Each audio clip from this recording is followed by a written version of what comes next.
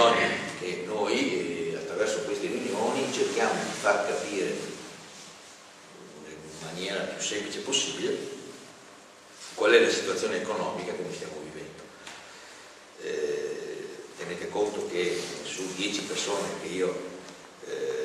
ricevo al giovedì, 5 chiedono contributi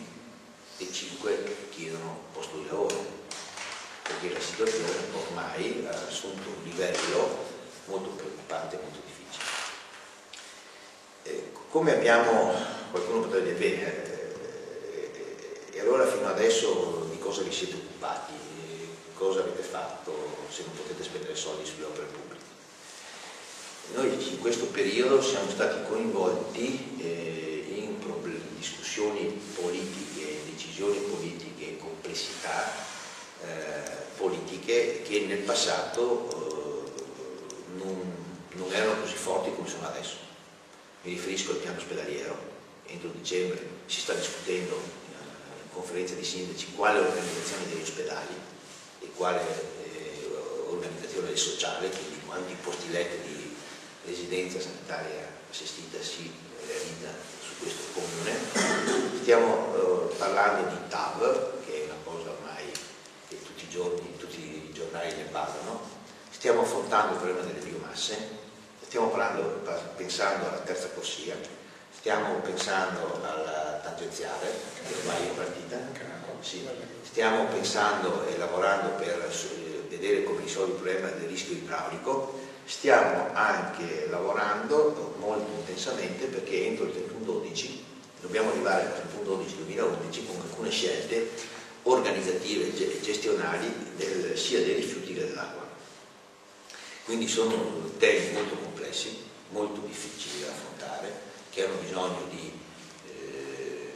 approfondimenti e che ci impegnano tutta la giornata, oltre che il lavoro che stiamo facendo per quadrare. Quando io parlo torno alla riduzione dei trasferimenti, quando parlo di riduzione dei trasferimenti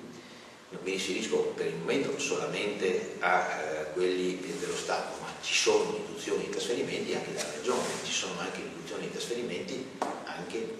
della provincia, o ci sono anche altre entrate che non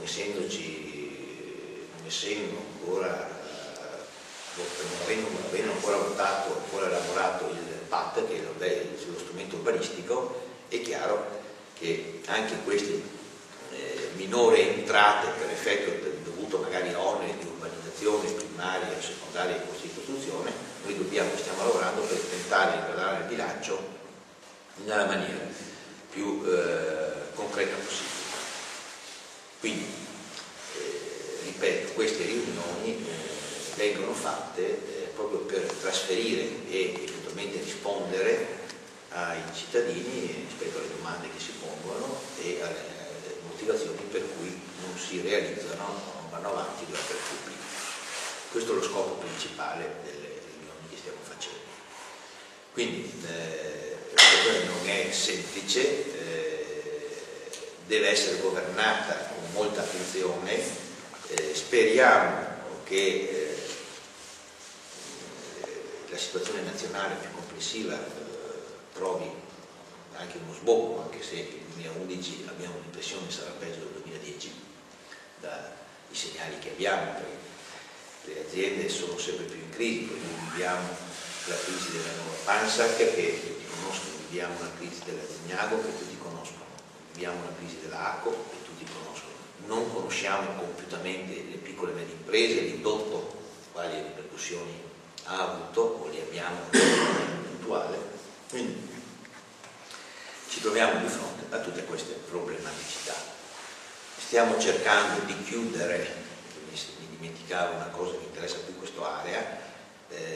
stiamo cercando di chiudere i 2 sottopassi assieme agli altri 2 di via San Giacomo, che lo devono fare le ferrovie nell'accordo che abbiamo in essere e che sta ritardando, quindi anche questo è un problema che è impegnativo e su cui stiamo lavorando.